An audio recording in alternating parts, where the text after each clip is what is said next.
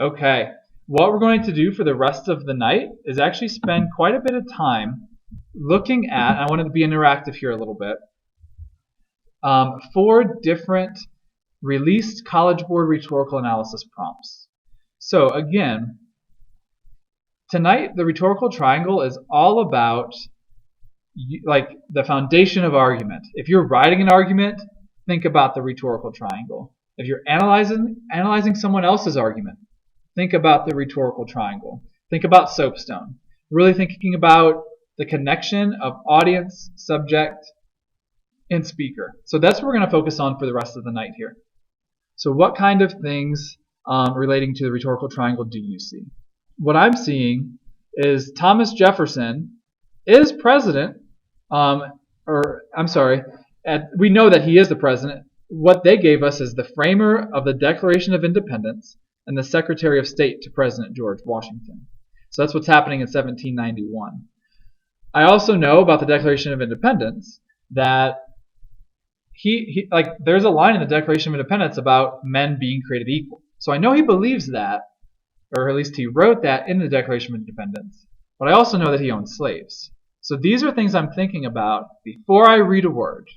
Thomas Jefferson is the audience. What does he think about the subject slavery? He has slaves. So we got to keep that in mind. All right, Benjamin Banneker.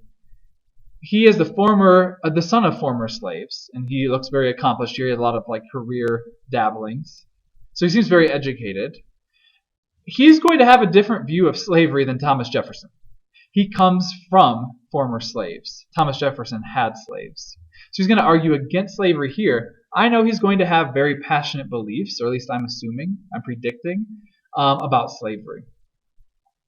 And lastly, I'm thinking about Benjamin Banneker and Thomas Jefferson. What I'm looking at here is what might be their relationship. I don't know if they would have known each other. Benjamin Banneker seems successful, but I don't know if he would have known Thomas Jefferson at the time. He would know obviously who Thomas Jefferson is, and he would know that Thomas Jefferson has slaves, and he would know that Thomas Jefferson wrote the Declaration of Independence. So we're keeping all of that in mind. Likewise, I'm keeping in mind, what does Thomas Jefferson maybe think about someone like Benjamin Banneker? So the triangle goes both ways here. What does Banneker think about Jefferson? What does Jefferson think about Banneker? I don't know what Jefferson would think about Banneker, but I definitely would be thinking about that as I'm reading. I do know, again, that Thomas Jefferson owned slaves, but I also know he was very educated and wrote the Declaration of Independence that talked about equality. So I'm keeping all of those things in mind. This is what I'm thinking just very briefly and on the fly when I'm reading a rhetorical analysis prompt. Let's look at the second one here today. This is from 2011. Florence Kelley, 1859 to 1932. Always note the year because that's how I have to know who her audience is. But let's keep reading. Was a United States social worker and reformer who fought successfully for child labor laws and improved conditions for working women. She delivered the following speech before the convention of the National American Woman Suffrage Association in Philadelphia on July 22, 1905. Read the speech carefully. Then write an essay in which you analyze the rhetorical strategies Kelley uses to convey her message about child labor to her audience. Support your analysis with specific references to the text. Okay, so again, I'm thinking this speech was given in 1905. Think about the subject they pretty much give us, child labor. We know who the speaker is, Florence Kelley, and we also know her audience are members of the National American Woman Suffrage Association. They're in a convention in Philadelphia at the time. Okay, this one's going to be a little bit trickier than the Banneker or Jefferson one. But I have to think through this before I even start reading. That's going to set me up for success. If I blindly start reading Florence Kelley's speech here, I'm not quite ready to analyze at the highest possible level because I have to think, how would her audience respond? The whole point of this is she's convincing her audience of something. So I've got to think, what does her audience already believe? And therefore I can get in Florence Kelley's head with how is she not manipulating, but convincing her audience to get on her side. All right, so the subject is child labor.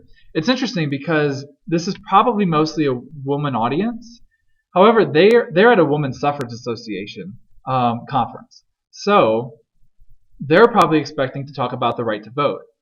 Florence Kelley comes on and she talks about child labor. So Florence Kelley clearly is passionate about both. They gave that a little bit in context. Florence Kelley, the speaker here, she was a reformer for child labor laws and the right to vote as well. The women are there and they're passionate about the right to vote, but I'm guessing they probably aren't there about child labor laws, but they probably have some beliefs about it. In fact, a lot of them are probably mothers. Maybe some of their children are working. Or maybe it's just they can have a little bit more empathy for children who are working because they have children themselves. So Florence Kelley's kind of thrown them for a curve here. Instead of talking about the right to vote, she's talking about child labor. So it's her job to get her audience to suddenly realize, okay, we care about this too. Our next one is from 2011 as well. This is an alternate prompt.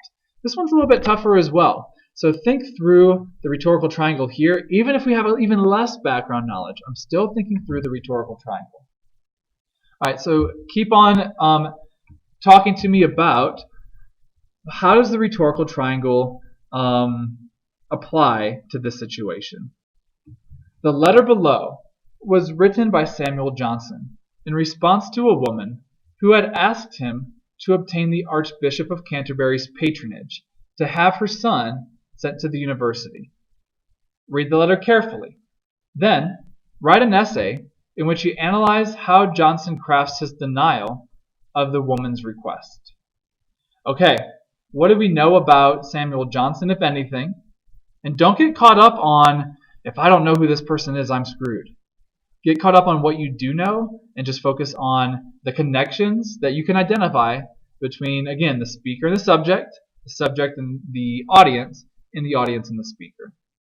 Okay, so for this one, Samuel Johnson, I may or not have background knowledge with who that is, but look at it. He's responding to a woman who had asked him to obtain the Archbishop of Canterbury's patronage, in other words, help, to have her son sent to the university. Okay, I don't know how Samuel Johnson would respond because I don't know him very well. Now this is an older letter to Samuel Johnson. I do know is not alive today. This is an older author. We're talking about Canterbury, so we're over in Europe. So the woman is a mom of someone who wants to get into this university.